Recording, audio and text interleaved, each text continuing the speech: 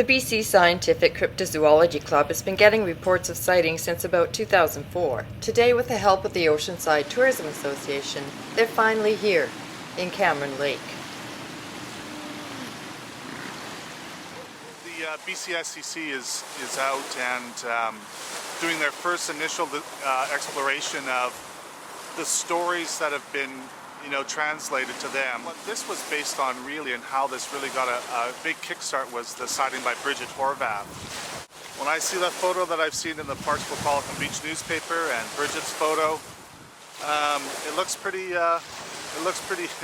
interesting. I think there's some evidence there. But as John has said, there's definitely something here. What it is, we don't know. Even though it's a bit choppy, it's started to calm down a little bit now. We might be able to see something in the lake, and hopefully it'll be swimming against the waves. That's what we're hoping for. Another one. These could just be very large fish, but if there was something absolutely massive, we'd be able to tell. Yeah, a cryptid is an animal that has not yet been identified by science.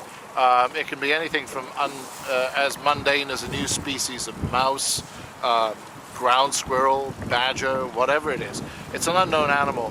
Now we have some more exotic ones like Sasquatch, Yeti, various lake creatures, Cadbrosaurus, which is well known around the coastal waters of Vancouver Island. And in this particular area, they've had Sasquatch sightings on Highway 4.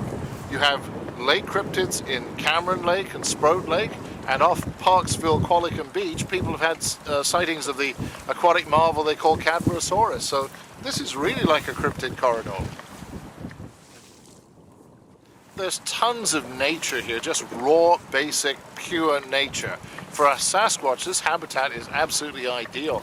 There's loads and loads of areas here that the animal can use as habitation and nobody would ever detect it. In the case of lake cryptids, lakes are always an ambient venue for them to exist and survive. And Cadbrosaurus, I think, is just passing through when it swims through the waters off Parksville Qualicum.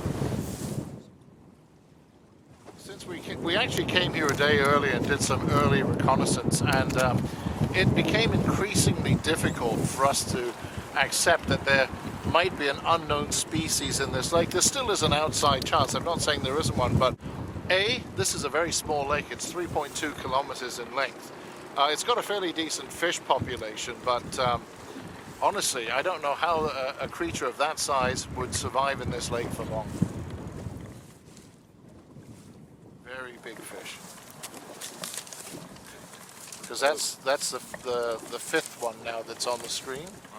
Let's just keep watching. No, but they've been stocking this lake with cutthroat and with rainbow since 1919. We found the statistics on the internet, and at times they put in as many as 10,000. So there's a fairly decent fish population here.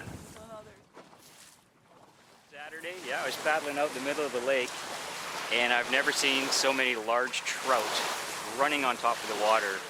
It was like a school of salmon. It was just bizarre. Yeah, that's why I'm back again. I want to see. It would have been running like that if there was nothing chasing them. There's no way. I want to see what it is. I'm going to find it one day. Yeah, it's out there. Yeah.